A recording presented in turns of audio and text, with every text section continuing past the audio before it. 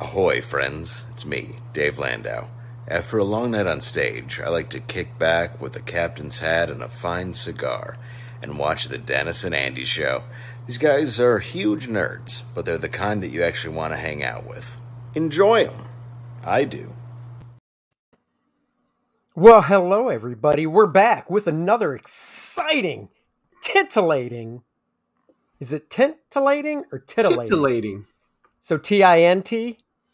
Like sucking from the golden teat, which really does tie into today's movie review. Glass Onion, a Knives Out mystery. Oh, yeah, it's a sequel. I mean, I have a hard time calling this a sequel because to me, it's just another chapter. Like, I didn't look at any of the Avengers movies as an example as sequels. I don't consider this a sequel at all because the only character is Benoit Blanc. I mean, and this is just another thing. I consider this the same shared universe with another story. Yeah, that's all it is. So, yeah, I mean, it's like, oh my God, I'm trying to remember of the specific character.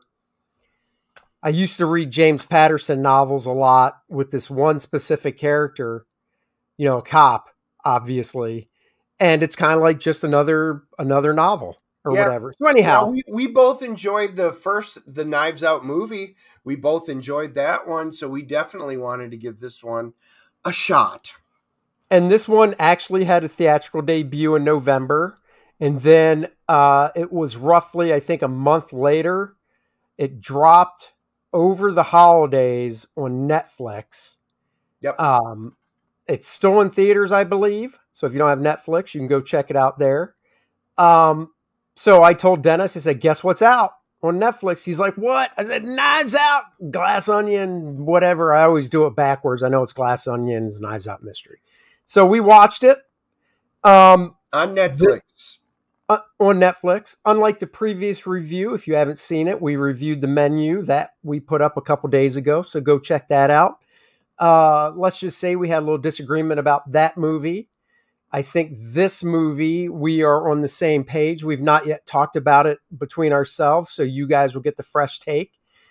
This movie, basically, it has, like Dennis said, the recurring character, the world's best detective, whose name I already forgot, even though Dennis just mentioned Benoit Blanc. Benoit Blanc. The Batman of this universe. He is one of the greatest detectives. He is back, played by none other than James Bond himself. Daniel Craig. Daniel Craig. I was going to say Craig as the first name. Daniel Craig, yes. Daniel Craig, this is nice because he does a nice, where would you say his accent's from? New Orleans, maybe? It's not Southern. He is doing a Southern, possibly New Orleans type accent. Southern shift to New Orleans type accent. Because it's not deep South. So anyhow, that's kind of interesting. It was funny. Courtney, my daughter, we watched it together, and she's like, that accent he's doing is terrible. And I'm like, what are you talking about? I like it. To me, it doesn't seem real, but it's an exaggerated fun. And that's what I kind of got away with this movie already, just from the accents. Edward Norton plays Miles Braun, who invites all of his friends to his island, his exclusive island. Lavish. So very similar. We're dealing with another movie with an exclusive island. He's a billionaire along the lines of like Elon Musk. And he has no accent. It's Ed Norton playing Ed Norton. Yeah, I mean, in a way, I mean, I don't know if I'd sum it up like that, because when you say to somebody The Rock playing Dwayne Johnson, people get an image. But Edward Norton, to me, has enough in his film background to to me at least, not just go, he's playing Edward Norton. I think when he plays different characters in movies, they are different. It's kind of like Paul Rudd, one of my favorites, but he always kind of plays a Paul Rudd. Ryan Reynolds, love him in everything he plays. He kind of plays Ryan Reynolds. I kind of think that way of Ed Norton. I can see where you're going. So I'm thinking of a couple like The Italian Job, and even when he played Bruce Banner as the Incredible Hulk, I can kind of see where you're going, but I wouldn't. I don't know. I don't place him even in the same category of like a Reynolds and a Paul Rudd. But anyhow, so he's the billionaire guy. You've got the eccentric cast you've got Dave Bautista, who actually, it's funny. I just saw an article saying out of the three main wrestlers that are now actors, Dwayne Johnson, Dave Bautista, John Cena, who has the better acting chops? And I agree with this article, and I think it's Dave Bautista. I kind of do too. They're all meatheads, when you refer to them that way. I think Batista's got the better acting chops. I think The Rock has the better presence. The Rock definitely has the better presence. The Rock has headlined more movies by himself, even over John Cena. John Cena, to me, looks like he's trying to broaden out what he does. I mean, I know The Rock has done some comedies. John Cena has as well. But John Cena looks like he's trying to do... Cute. What's that? The fire one that John Cena did. Right, that's what I'm saying. But I think Batista, when I see him play different roles, I don't just go, oh, it's Dave being Dave. Whereas Dwayne, The Rock seems like he's doing, a standard thing, except for Black Adam. Anyhow, this is Knives Out. Not Dave Bautista plays Duke Cody, who's a Twitch celebrity, and brings his girlfriend, Whiskey, I think it is, to the island with him. It's Whiskey. And then Kate Hudson is the older she gets, the more she sounds like Goldie Hawn. Oh my God. Even Goldie Hawn fan, and her comments, the sweetness in her voice, she has really got some of her mother's charisma. She really does. If anybody was going to remake Overboard, it should be her playing her mother's role. And then, Ryan Reynolds. Yeah, it should not have, but it should never be remade again. But she plays Birdie J, who's a magazine celebrity. She's in Hollywood. She's I almost got the sense now. Take away the sex tape, that she's almost like a Paris Hilton or Kim Kardashian celebrity type. She could be. They imply a lot of things without coming out and telling you directly. Yeah. She has an assistant. Believe it or not, Dennis, I don't know if you picked up on this.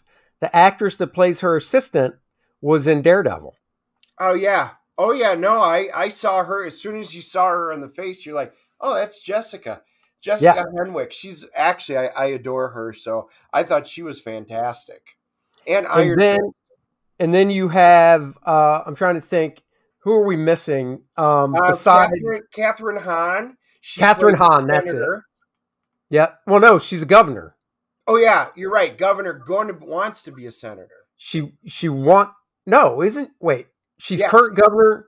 Yes. She's current governor, wants to be a senator. Yeah, I don't remember what state. It doesn't really matter, but she wants to be a senator. And then we're dealing with Andy, who's played by Janelle Monáe, and she's the outsider in this, even though we find out later she's the one who... Wait, are we doing spoilers? Oh, absolutely. We're already into it. Okay, so yes, Janelle Monáe, who I thought when she was on screen, she was captivating. I told Dennis that when I first saw Benedict Cumberbatch in Star Trek II playing Khan, I couldn't take my eyes off him. I thought he just grabbed you when he was on screen. And I really thought she did as well in this movie over every other actor. When she was on screen, I thought she stole the show. I thought she did a great performance. I did some more research on her, found out she's an actual rapper as well. Listen to some of her music. She has a fantastic voice. And the basic gist of the movie is like Dennis said, they all get invited to Edward Norton's island for basically a murder mystery that he's putting on. He's going to be murdered, and then his friends are going to have to figure out who did it. Now, as he set it up at the dinner the night before, he would still be around and they could talk to him and stuff, but he would give no clues away or anything of, to who killed him.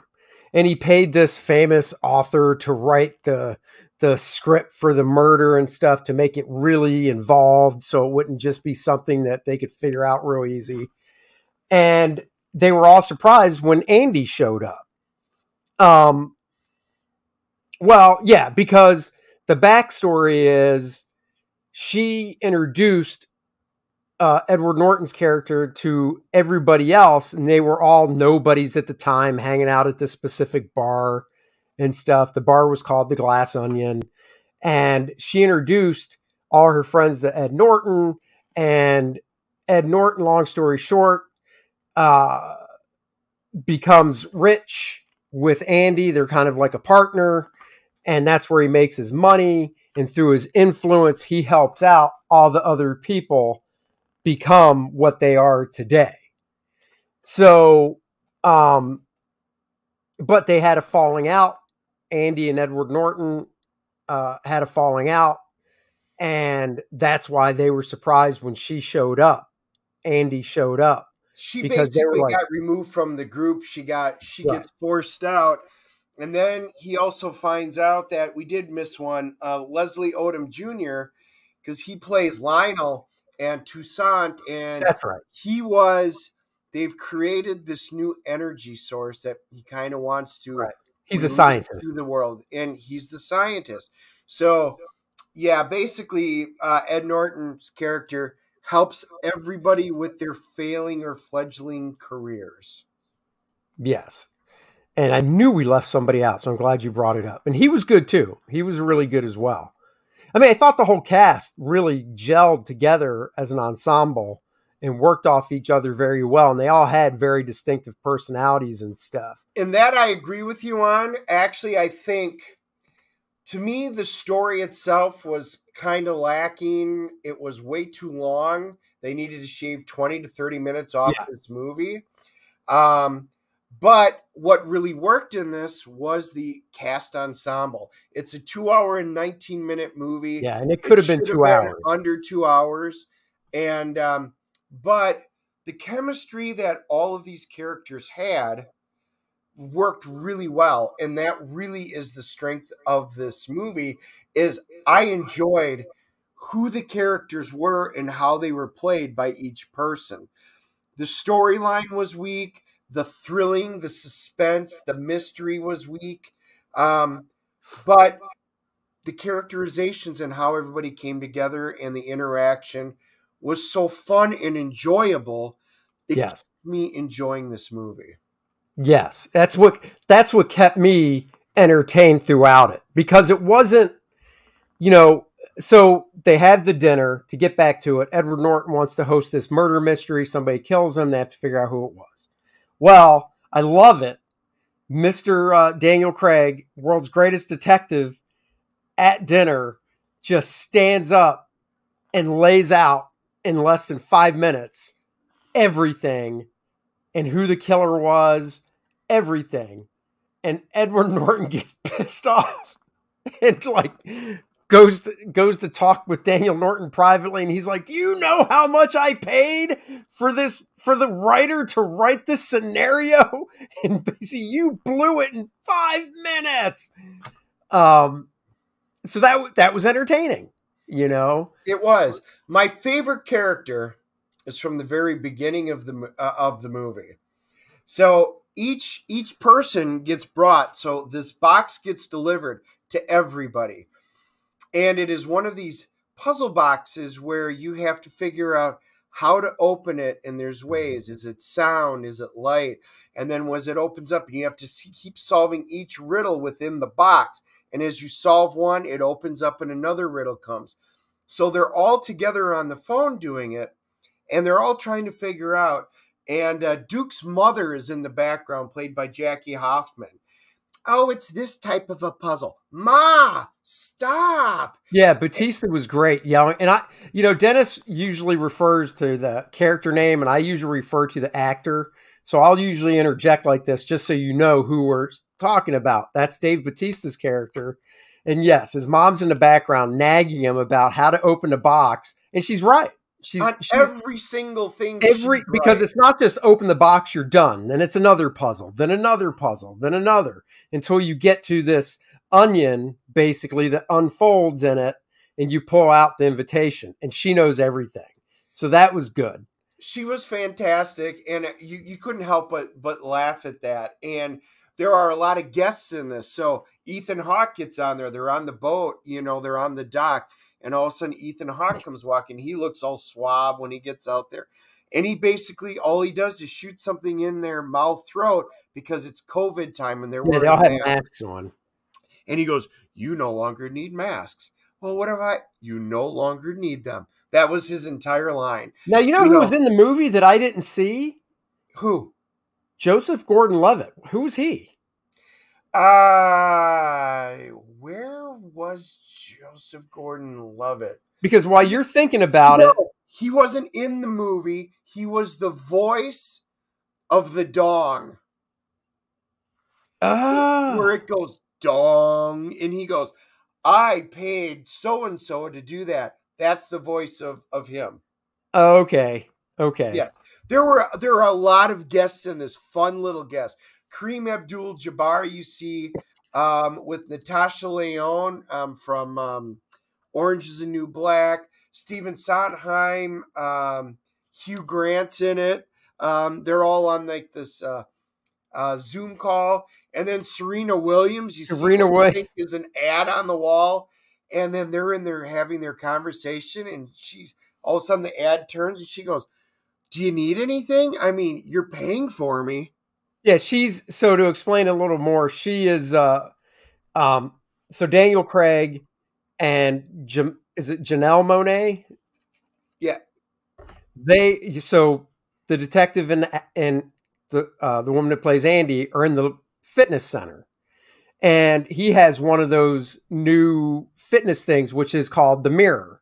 In the mirror, unlike the movie, you turn it on and off, but when you turn it on, you can join live workouts. A friend of mine has one, or you can do a guided workout, and the mirror goes from being a full-length stand-up mirror to a screen where you're watching the workout fitness trainer take you through the workout. So Serena is the celebrity trainer. So these two are talking in the workout room, and like Dennis says, at first she's so still, you just think she's an image on the wall. But then she turns, she goes, are you guys, do you want to work out? What? Do you want something? And they're like, no. And she's like, whatever, it's your dime. So it is. There's just so many cute little, cameos in this that kind of just make it fun. But they get there, and then all of a sudden, they've ruined it. So they want to address the elephant in the room, the fact that why is Andy here? And Dave Batista is the one who stands up. I guess I'll be the man. That's because, you're out. You're the loser in this whole thing. We all backed him and not you, and you're upset about it, and we get it, but basically you got to live with it. And then next thing you know, Dave Batista drops over dead after drinking something, and, the mystery begins. Yeah, and this is where it kicks off. So now we're actually into the plot, and the plot itself is pretty interesting, to a point where you're trying to figure out, well, who would have killed him? And now everybody's accusing everybody else. And is there motive? And then this is where it takes a turn when they kind of have some of the stuff figured out. And then all of a sudden they do a flashback, which ties in with, which is funny. I can't remember the name of the book, but there's a book that's sitting right on the Benoit Blanc's. He's in the bathtub at the beginning, and he's got a book. Oh, yeah. And it's a crime book, but it goes back in time. Elizabeth's got the book downstairs. She's giving it as a gift right now. And I'm like, oh my God, that's the same book from the movie. And it's about it. So now we're doing a time travel back, and you can see that it is not Andy on the island. It's her twin sister that's been recruited, and they go through the whole thing. This is the part where, for me, whenever you're dealing with identical twins and stuff, it's just kind of lazy writing. And it's a trope that I've seen so many times. Well, it's because, look, they're twins. Look, we all know there's identical twins. Yes. You know, but it's okay. Well, she can do her hair that way, and she can lose her Southern accent and just talk like her sister did, because they're from the South, but her sister Andy moved up to New York and dumped her accent so she could fit in better and not sound like a dumb, Southern redneck, whatever. So, with no training at all or big time practice, her sister, dumps her accent and starts talking like her twin that died, Andy. And it's just kind of like, and like Dennis said, it is kind of lazy, because it's like, oh, just do the hairstyle and obviously the clothing, and nobody will tell. And the big gist is, I kind of guessed who killed Dave Bautista right out of the gate. I didn't think it was a big secret. Now, I didn't know why the person did it, but I was like, well, it's so-and-so. I mean, who else would it be?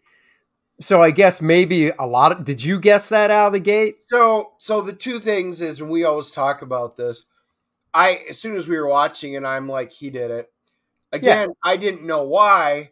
And I think that was the mystery. They tried to get you on these twists and turns going, no, he's got motive. Now she's got motive. Now he's got motive. But it always went back to the original guess. And there was no surprises, no, oh my God, I can't believe that. It was like, didn't need to be the world's greatest detective to figure that out.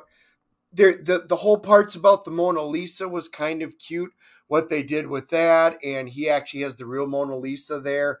And it's got all of this fancy security stuff that goes up with the slightest sound or heat, and it protects it.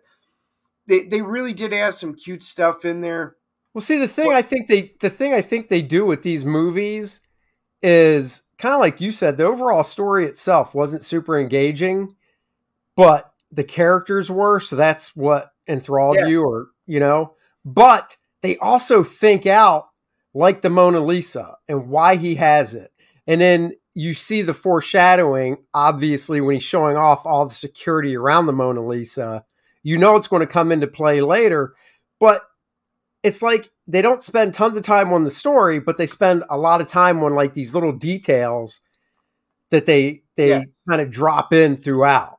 It's what I always call the Electra Woman and Dinah Girl syndrome. So whatever the new girls were going to be put into their bracelets to save the day, that's what they're going to show. And that's when they showed it, you knew it was going to come into play, and it would be kind of interesting. It was engaging. There were parts that I really enjoyed. It was the characters that held it together. Ultimately, I think the story was a meh, and the mystery was a meh. But seeing everybody interacting together made it enjoyable, and enjoyable enough for me to say I'm glad I have watched it. I will never own this movie. It's a one and done for me. Unlike the first one, I do own a Knives Out, but I'm not buying this one. Right. And I don't buy any movies, so that's that. I buy top quality movies. Back on my shelf, I've got Pumping Iron with Arnold Schwarzenegger and Lou Ferrigno from back in the day. I've got Hercules in New York starring Arnold Schwarzenegger, dubbed by somebody else because he couldn't speak well enough, one of his first movies. Or wait, no, that's Lou Ferrigno. Or is it Arnold? Now I can't remember, because I think Lou did one as well. And I've got the ever so awesome Green Lantern with I was just going to say, I know you got Green Lantern because you're one of the three people who bought that movie. That's right. But let's so look, we didn't spoil it. We didn't tell you who did the killing. We'll leave that for you to watch. Let's rate it. Go ahead. I will give it a 7.5. Okay. That's out of 10. We Yep. do a thing called the CGC scale. CGC is a book that grades comic books, and it goes from 0 to 10.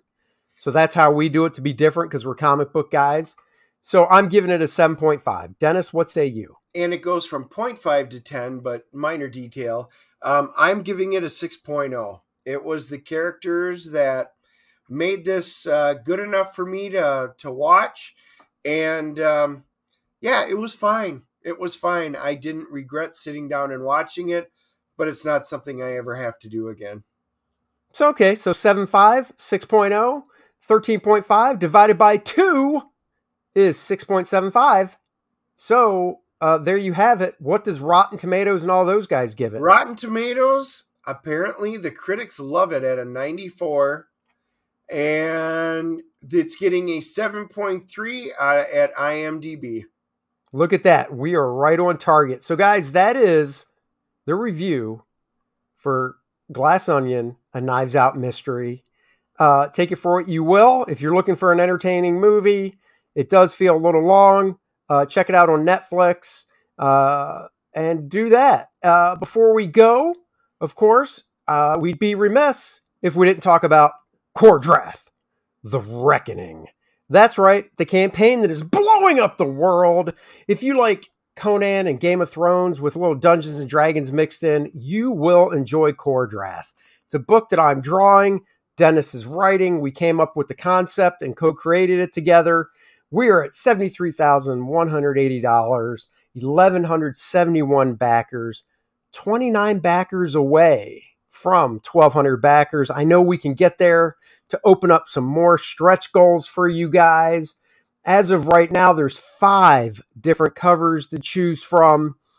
When you get here to the story part, read pages 1 through 8. I'll show you what happens. You can click it, and it'll take you to Kor-Drath.com, the website where you can read pages 1 through 8. Look at that. They take up your full screen so you can read it and go through it. Look at that. Yes, you can put artwork on to the Indiegogo page, but as you can see, it's kind of small, and I want you guys to be able to soak in the artwork. So we do have some pages up here, but like I said, you can read pages 1 through 8 to get a sense of the story and where it's going. 5 different covers to choose from. You can get it all tier, which gets you every cover, and the artist edition, which is an oversized hardcover featuring the original art, because I draw it on paper, traditionally scanned in, so you can see all the blemishes and white out pencil marks and stuff. So you can buy that separately or in the Get It All tier.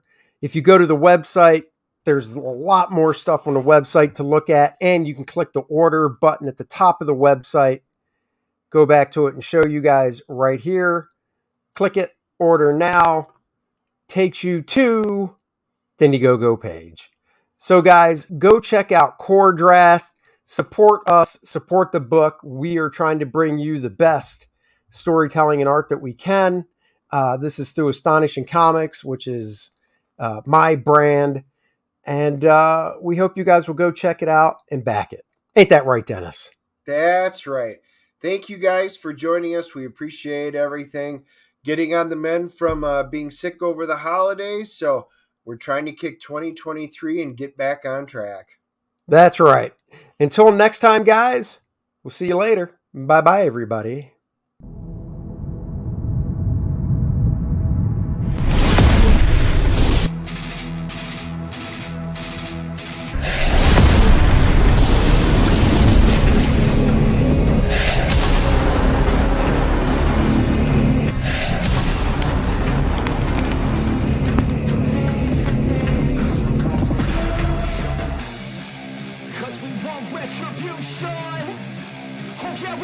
Retribution! Oh yeah, we want retribution!